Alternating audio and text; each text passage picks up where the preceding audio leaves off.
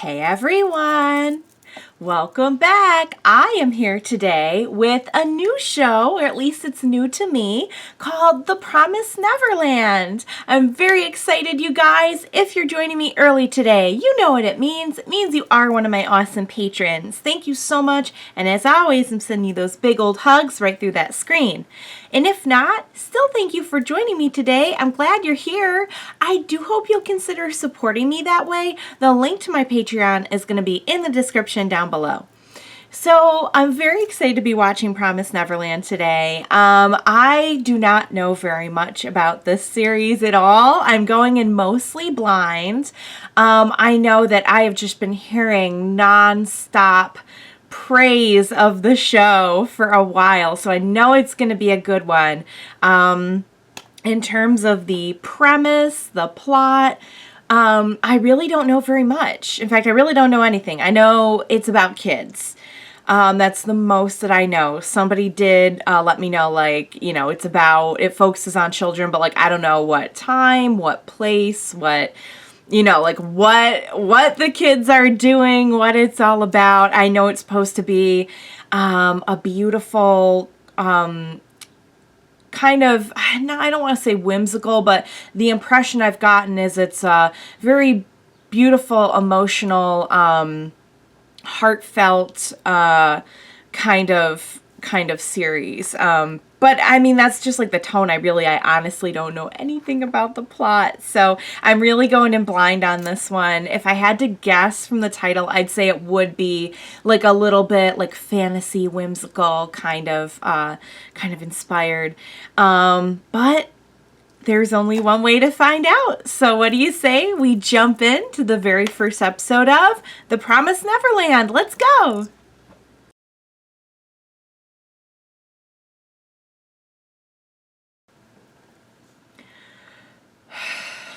Okay, you guys. Wow, I was not expecting that. I was definitely going in kind of having this feeling like we would reach these great emotional heights and there would be like this kind of emotional undertone to the show. Sort of like Demon Slayer, you know? Like we started off, you know, quite emotionally heavy on that one, and then kind of it was normal, and then we kind of like went to heights and everything. Like, you know, that's kind of what I was expecting. So, you know how I'm always saying I really, really, really just stuff with hurting children or hurting animals just really sets me off. I loved it. Let me say first and foremost, because I'm saying off a lot of like I'm losing my mind and everything. I absolutely loved it. I cannot go another minute without knowing what's going to happen next. Like I absolutely cannot wait for more. I think it's beautifully done.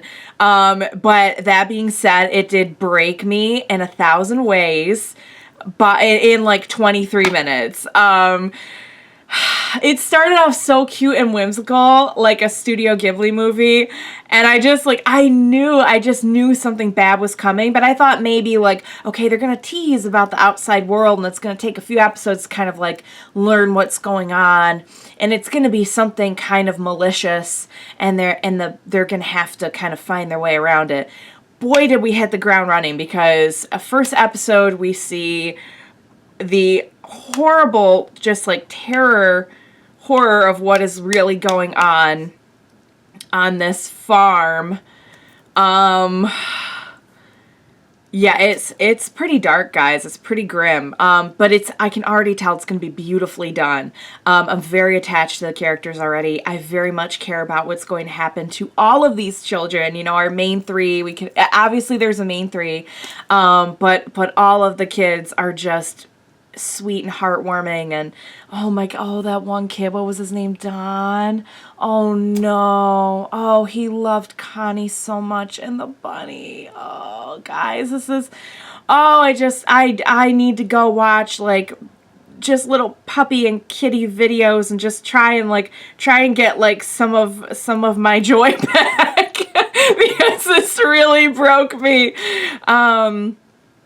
Okay, so I'm very invested. I really want to see what's going to happen next. I did go back and watch the scene again, so I could see a little bit more of the detail of what was going on. I saw that the little girl had flowers and they put the flowers in the tank with her.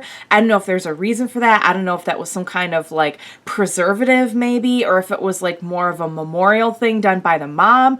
But the mom was like dealing with the other creatures and seemed like just like a totally different person, was very like by the book and very cold.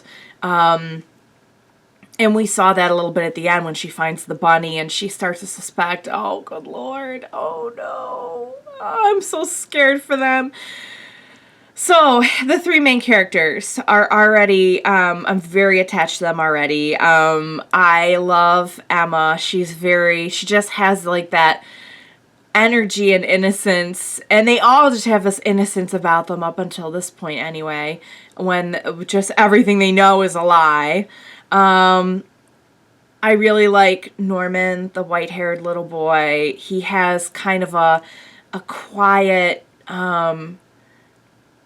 innocence and intelligence, and thank God he has the ability for strategy that he does. The little black-haired boy, Ray.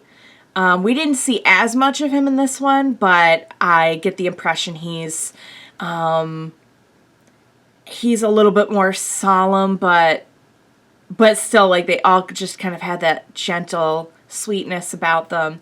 I'll be very curious to get to know them all a little bit better. And just looking back on the scenes with Emma now, where she's talking about how much she doesn't want to leave and she loves her family, and seeing her interact with her siblings, and oh my God, I will drown in my own tears, you guys. It's gonna be real, but I absolutely love it. I think it's wonderfully done. What a terrible and terrific twist, and a great plot that just gets you so invested and attached, and it balances the heartfelt innocence and whimsy with the horror of the real situation so well. I mean, one episode in, and like I just like I want to protect these children with my lives. Ooh, I want to give that mom a piece of my mind. Mom, give me a break. Oh, with the children hurting, you guys. Just like, adults that hurt kids, though. Yeah, no. I'm usually like a very, like, okay, well, we need to know the backstory. And like, I'm sure they will build a really good backstory for like everything that's going on. But I'm just like, right off the bat, I'm like, I have zero time whatsoever for anyone who hurts children or puts children in a situation where they're going to be hurt. So I don't know what's going on with the rest of this world. I don't know if like humans are they're obviously like the meat is like a delicacy. It's obviously more of a delicacy if they're children and they're like highly intelligent, something to that nature. But I don't know if like most of the outside world is all the creatures we saw, which by the way, they mentioned like Gupna or something like that. I don't think that was the name of the creatures. They asked if it was done. Is that like what they call the human children? Is that's something kind of to be determined? But I couldn't tell you like what the world building is going to look like outside of the orphanage. But I can tell you I'm shook. I'm very shook, and I want to see what happens next. So I loved it. I'm 1,000% invested. Oh my God, I need to see more. You're going to be able to tell by my duds that I'm immediately going to watch more. So yes, I'm devastated, but I'm really, really dying to see what happens next. So great recommendation, you guys. I cannot wait to see more. I'm going to go and just like take a breath and get a snack and come back for more. So I'm going to be okay, you guys. I promise. If you sweet little babies can get through these experiences than I can get through watching the show, possibly without drowning in my own tears. Love it. Oh, it's even better than I thought it was going to be, you guys.